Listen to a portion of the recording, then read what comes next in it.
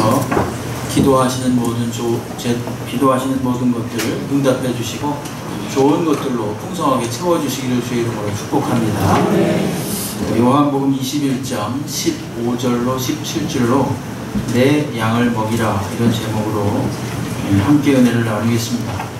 예수님께서 이제 오늘 21장인데 20장에 이르기까지 제자들이 예수님의 그 부활을 믿지 못했습니다. 그래서 오늘은 예수님이 실망할 법도 한데 예수님께서 실망하지 아니하시고 끝까지 제자들에게 나타나셔서 오히려 자신이 부활하셨음을 3번이나 친히 입증해 보이셨습니다. 앞에 잠깐 보시겠습니까? 20장 19절 말씀 한번 보시죠. 앞에 20장 19절 말씀에 이렇게 나오죠. 이날 곧 안식 후 첫날 저녁 때에 제자들이 유대인들을 두려워하여 모인 곳에 문들을 닫았더니 예수께서 오사 가운데 서서 이르시되 너에게 평강이 있을지어다, 이렇게 말합니다. 이게 첫 번째죠. 제자들에게 나타난 첫 번째. 물론 그 위에 마리아에게 무덤에서 나타나셨습니다. 근데 제자들에게 나타난 것은 이것이 첫 번째였고, 그 다음에 26절에도 보게 되면 여드레를 지나서 제자들이 다시 집 안에 있을 때에 도마도 함께 있고 문들이 닫혔는데 예수께서 오사 가운데 서서 이르시되 너에게 평강이 있을지어다, 그렇게 말씀하십니다. 그리고 세 번째로 21장 1절에 보면 디베랴 호수에서 또 제자들에게 자기를 나타내셨다, 이렇게 말하고 있죠. 어쩌면 참 예수님이 낙심할 법도 하죠. 예수님이 이상한 얘기지만 하나님이신 예수님이 워낙 이 제자들이 자신의 그 부활을 끝까지 믿지 못하는 모습을 보고 낙심할 법도 한데 오히려 3번이나 나타나셔서 자신의 부활을 친히 입증해 보여주신 것입니다. 오늘의 본문은 예수께서 아침 식사를 제자들에게 3번째 나타나신 후에 일어난 사건인데요. 3번째 나타나셔서 아침 식사를 대접해 주시죠. 대접을 받는 게 아니라 예수께서 대접을 해 주십니다. 12절에 보십시오. 예수께서 이르시되 와서 조반을 먹으라, 이렇게 말합니다. 저는 글을 읽다가, 이 성경을 읽다가 여기서 되게 많이 감동을 받았어요. 예수님이 끝까지 먹여주시는구나, 끝까지 섬겨주시는구나, 이런 말씀을 보면서 은혜를 많이 받았습니다. 그래서 이렇게 아침 식사를 하고 나서 오늘 베드로와 나누는 대화의 내용이 오늘 본문입니다. 오늘 본문에 보면 그들이 15절에 보면 조반을 먹은 후에, 이렇게 나오죠. 조반을 먹은 후에 이제 예수께서 시몬 베드로에게 말씀하십니다. 그러니까 분명히 15절에 보게 되면 21장 15절 오늘 본문에 보면 그들이라고 나옵니다. 그들이라고 하는 것은 베드로를 비롯한 여러 제자들을 말하는 거죠. 그러니까 베드로 혼자 있었던 게 아닙니다. 근데 대화는 베드로와 하시죠.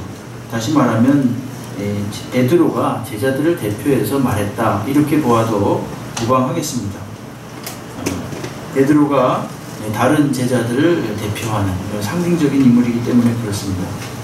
오늘 15절에 보시게 되면 네가 이 사람들보다 나를 더 사랑하느냐, 이렇게 묻습니다.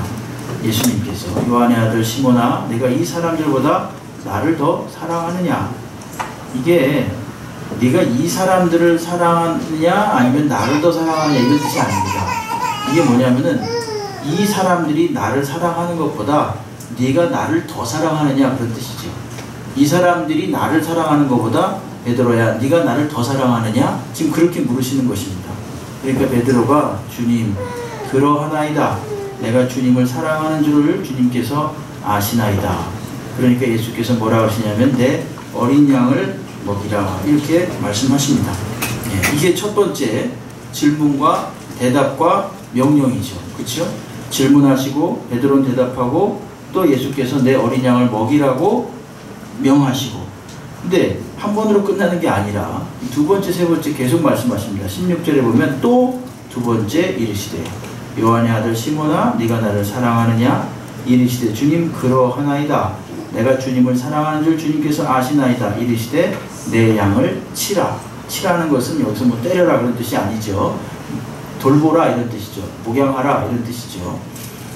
두 번째까지는 그래도 이렇게 질문과 대답과 명령 똑같은 패턴으로 이어지는데, 세 번째 보면은 약간 다른데, 세 번째 17절에 이르시되 요한의 아들 시몬아 네가 나를 사랑하느냐 하시니 주께서 세 번째 내가 나를 사랑하느냐 하심으로, 여기 좀 첨가된 말이 있습니다. 베드로가 근심하여 이르되 주님 모든 것을 아시오매. 아까는 두 번에는 다 그냥 주님께서 아십니다 이렇게 말했는데, 모든 것을 아시오매 내가 주를 사랑하는 줄을 주님이 아시나이다. 그러니까 예수께서 내 양을 먹이라 이렇게 말하죠.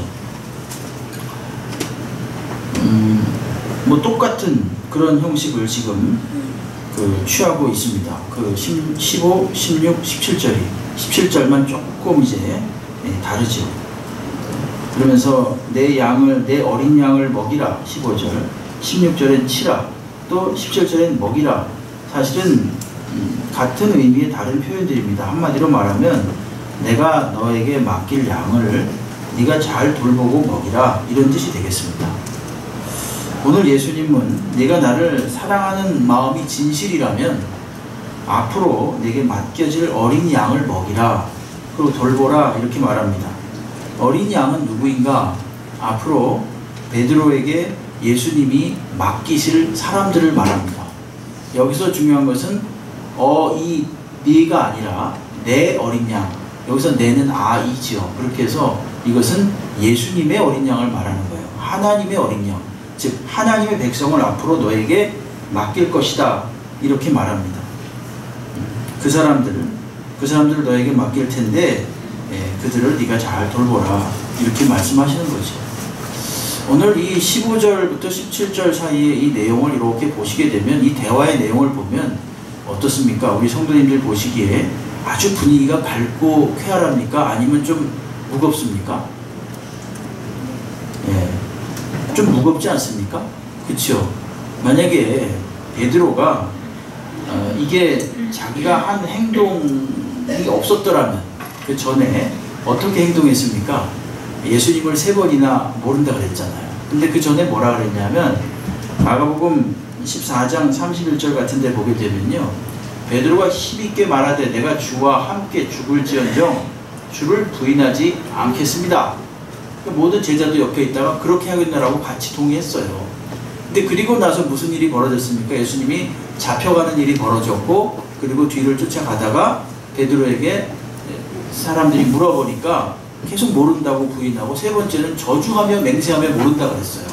그러니까 얼마나 지금 이 15절로 17절에 나오는 이 3번의 대화에서 베드로의 심정이 어땠을까요? 얼마나 좀 창피했을까요? 많이 부끄러웠겠죠. 그리고 종전 같으면 아시잖아요. 주님, 제가 주님 얼마나 사랑하는데 이렇게 막 확신에 차가지고 밝게 대답했을 것 같은데 그렇게 대답 못하는 거예요. 지금 좀 약간 좀 힘이 없습니다. 그렇죠? 주님 사랑합니다. 네, 주께서 아시나이다. 뒤에 꼭 붙여요. 주님께서 아시나이다. 이 말은 자기가 무너진 경험이 있거든요. 네, 분명히 사랑한다 그래놓고, 제가 주를 분명히 부인하지 않고 떠나지 않겠다고 말해놓고 자기 스스로가 3번 부인했으니까 자신도 자신을 모르는 거예요. 자신도 자신이 어떻게 될지 모르는 거예요. 그러면서 분명히 예수께서 내가 닭이 2번 울기 전에 3번 나를 부인할 것이다 이 말씀을 할 때까지만 해도 베드로는 아닙니다. 저는 절대로 안 그럴 겁니다. 그랬다가 3번이나 오늘 부인하고 나서 그 이후에 또 예수께서 3번이나 물으시니까 참 창피하죠. 그래서 15절, 17절 같은 데 보게 되면 아까 말씀드린 것처럼 특이한 게 뭐냐면 근심하며 이르되 이렇게 나와요. 베드로가 근심하면서 대답을 합니다. 17절에. 그리고 앞에서는 그냥 주님께서 아시나이다 그렇게 했다가 모든 것을 아시나이다 이렇게 말을 합니다. 그러니까 뭐 완전히 자신이 없어졌지요. 베드로가. 아마 저희라도 그랬을 것 같습니다. 뭐 뻔뻔스럽게 예 사랑합니다 뭐 이렇게 아마 못했을 것 같아요. 근데 이러한 어떤 질문과 대답이 말입니다. 오히려 주님께서 의도하셨던 거죠. 이것을 통해서 뭐 베드로야 너 막 이렇게 꾸중하거나 창피함을 주기 위한 그런 게 아니라, 오히려 이런 것들을 통해서 베드로로 하여금 더 겸손하게 주를 섬기도록 하는 그러한 방편이었다는 것입니다. 여러분, 우리가 그렇습니다. 어떤 일이든지 인간이 하는 일은요 100% 확실한 게 없습니다. 주님보다 앞서가지 많으시기 바랍니다. 주님보다 앞서가는 일이 없게 되길 바라요. 우리 주님 앞에 겸손하게 기도하시고요, 주님 앞에 끝까지 맡기고 의지하면서 따라가야 됩니다.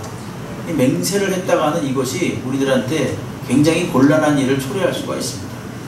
마태복음 5장, 6장, 7장이 산상수훈인데 마태복음 5장 33절로 37절이 산상설교에서 예수께서 맹세에 관한 말씀을 하십니다.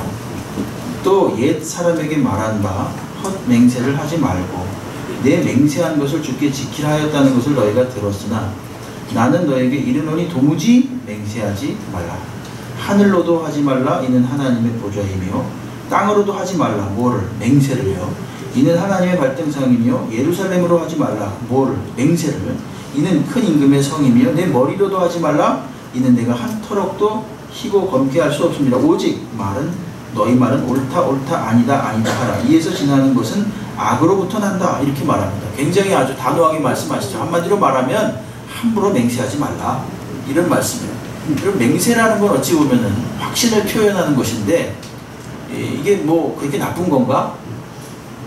왜 나쁜 거겠습니까? 뭐 나쁘다기보다는 좀 이게 나쁘다기보다는 좀 성급한 거지요. 예. 이 맹세가 어느 면에서 그러냐 하면요, 이것은 자기 어떤 확신이나 예측이 하나님보다 더 낫다, 어찌 보면 그렇게 말하는 것도 같아요. 맹세하는 것은 내 맹세하는데 이 말은 확실하다는 거예요. 자기가 세상이 어떻게 될지라도 나는 반드시 그렇게 한다는 얘기입니다. 물론 각오는 좋습니다만은 여러 가지 변수가 많거든요. 그렇게 못합니다. 그래서 예수께서는 맹세하지 말라고 그러시는 거예요. 우리 한번 같이 옆에 사람하고 얘기할까요? 맹세하지 맙시다. 또 하나 얘기합시다. 또 하나. 이것과 관련 지어져 가지고 무슨 내용이 있냐면 잠언에 보게 되면요, 이거 같은 맥락인데 보증 쓰지 말래요. 보증. 야, 성경에 보증 쓰지 말라는 말 나오는 거 아십니까? 성경에 보증 쓰지 말라는 말이 나온다니까요. 잠언에 보게 되면 6장 1절로 2절에 보게 되면 내 아들아, 내가 만일 이웃을 위하여 담보하며 타인을 위하여 보증하였으면 내 입의 말로 내가 얽혔으면 내 입의 말로 인하여 잡히게 되었다. 이렇게 말합니다. 아, 보증 안 써주면 되게 쌀쌀맞아 보이지 않습니까? 그리고 좀 아주 좀 차갑잖아요. 옛날에 우리 아버님 또 어머님 또 아마 친척들 아마 이 중에 다 본인도 계실 것이고 곤란을 당한 분 많으실 겁니다. 그렇죠? 직간접적으로 경험했거나 보신 분이 있을 거예요. 그것 때문에 아주 큰 곤란을 당한 분이 있을 거예요. 여러분, 보증이라는 건 사실은 좋은 거 아닙니까? 왜냐하면 도와주는 거잖아요. 기본적으로 저 사람이 좀 안 돼 보여가지고 내가 좀 도와주는 거 아닙니까? 그런 의미에서 되게 좋은 거 같은데 어떤 면에서 왜 성경은 보증 쓰지 말라 그럽니까? 이것도 하나의 맹세의 일종이거든요.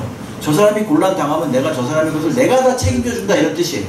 그러니까 이 말씀은 뭐냐 하면은 이게 책임질 수 없는 일을 앞으로 어떤 일이 일어날지도 모르는데 본인이 앞질러 가지고 함부로 말하는 거예요. 그렇기 때문에 맹세하거나 보증 쓰지 말라는 것입니다. 같은 의미죠. 야고보서 4장 13절로 14절 말씀에 보게 되면 이런 말씀이 나옵니다. 들으라, 너희 중에 말하기를 오늘이나 내일이나 우리가 어떤 도시에 가서 거기서 1년을 머물며 장사하여 이익을 벌이라 하는 자들아. 사람들이 막 큰 소리 치는 거예요. 아, 내가 어디 가서 한 1, 2년 있으면서 돈 많이 벌어올 거야. 이런 식으로 막 얘기를 한다는 거죠. 그런 사람들에게 경고하는 거예요. 14절에 내일 일을 너희가 알지 못하는도다. 너희 생명이 무엇이냐? 너희는 잠깐 보이다가 없어지는 안개니라. 이렇게 말씀하십니다. 함부로 말하거나 행하지 말라는 것을 이렇게 교훈해 주십니다. 예수님은 오늘 베드로에게 3번이나 이런 반복되는 질문을 통해서 무엇을 깨닫도록 하시기 위함인가? 그것은 베드로야, 내 자신에게서는 기댈 것이 없단다, 이런 뜻입니다. 베드로의 약함을 스스로 깨닫도록 하는 것입니다. 그를 뭐 창피 주거나 부끄럽게 하거나 그런 의미가 아니라 베드로야, 너를 비롯한 모든 인간들은 다 그렇단다. 오늘 베드로랑 이야기하고 있지만 그러나 옆에 누가 있다 그랬어요? 제자들이 있었다 그랬어요. 제자들에게도 하는 말이고 시대를 초월해서 저희들에게도 하는 말입니다. 너무 그렇게 혼자서 앞질러서 확신하지 말라.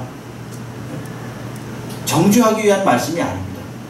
그리고 세 번 질문하시잖아요. 세 번 질문하면서 네가 나를 사랑하느냐? 그러니까 네, 사랑합니다. 두 번째도 역시 사랑합니다. 세 번째도 사랑합니다. 이것에 대해서 여러 가지 해석이 있지만 주류의 해석이 뭐냐 하면요, 예수께서 이제는 죄책감 갖지 말라는 의미로서 질문하신 것이죠. 베드로야, 됐다. 이제는 더 이상 창피하거나 부끄러워하지 말라. 나도 너를 정죄하지 않는다. 너는 너의 약함을 아는 것으로 일단은 충분하다. 그리고 그거를 꼭 마음속에 새기라. 그리고 나는 네가 잘못했던 것에 대해서 마음속에 두지 않고 있단다. 이제는 절대로 그런 어떤 자책하거나 죄책감 갖지 말아라. 이러면서 세 번이나 이렇게 해서 상쇄를 시켜주는 거죠. 예수께서. 되게 설득력이 있는 해석이고 저는 그게 맞다고 생각합니다. 그러니까 이거를 가만히 보게 되면요, 우리가 처음에 믿는다 그러지 않습니까? 하나님을 믿는다 그러지 않습니까? 우리가. 근데 꼭 내가 믿어주는 것 같아요. 아, 내가 교회 나가주고 내가 예수 믿어주고 내가 뭐 해주고 그러는 것 같아요. 근데 오늘 찬양대 제목이 뭐예요? 은혜. 여러분, 은혜가 뭔지 아십니까? 은혜는요, 원인이 없는 결과가 은혜예요. 우리는 말입니다, 이게 인과 법칙에 되게 아주 익숙합니다.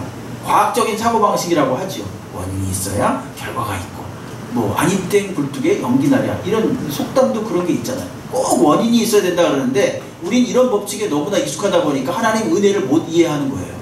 하나님 은혜는 말입니다, 원인이 없어요.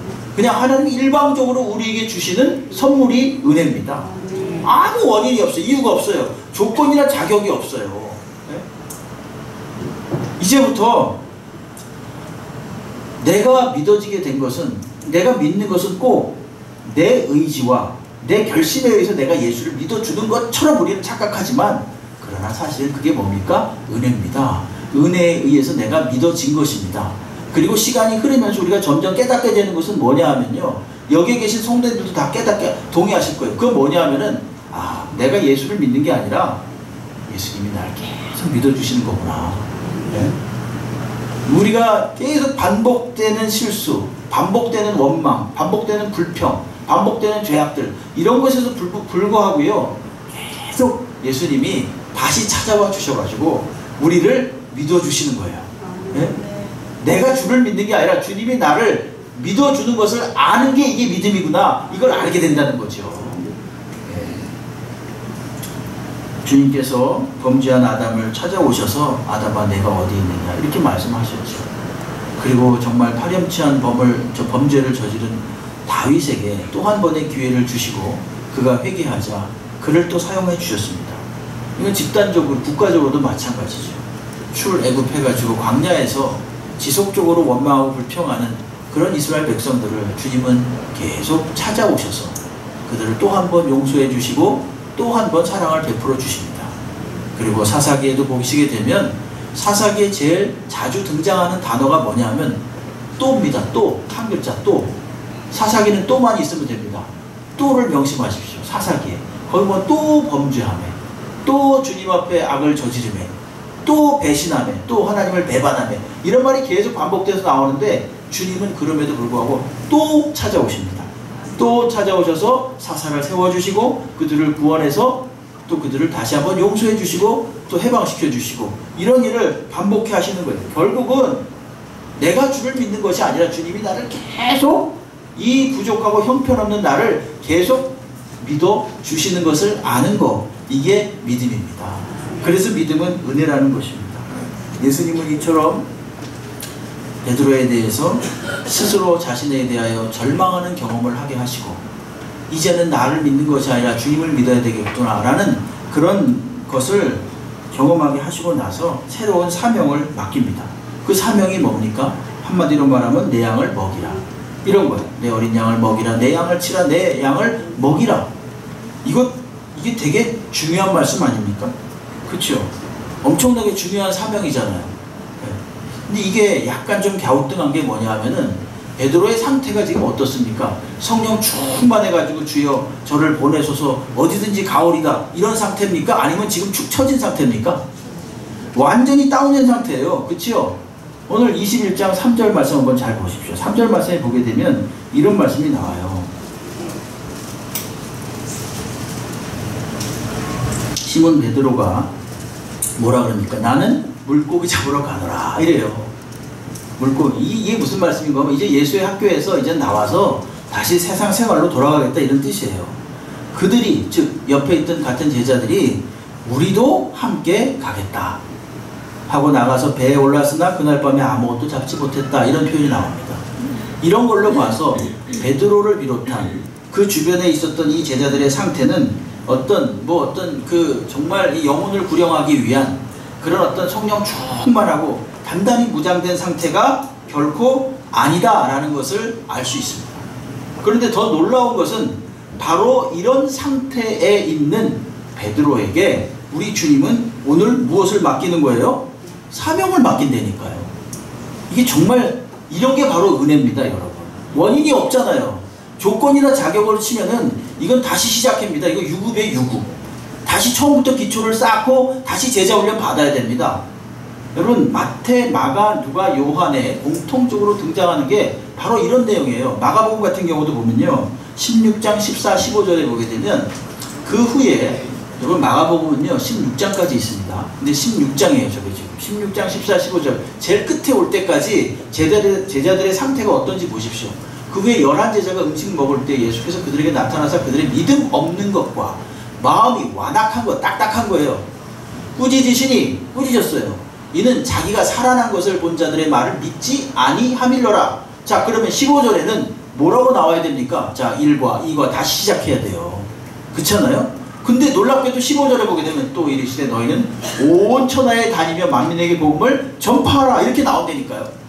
이런 게 바로 은혜입니다, 여러분. 이게 원인이 없어요. 잘 보십시오. 지금 상태가 엉망이에요.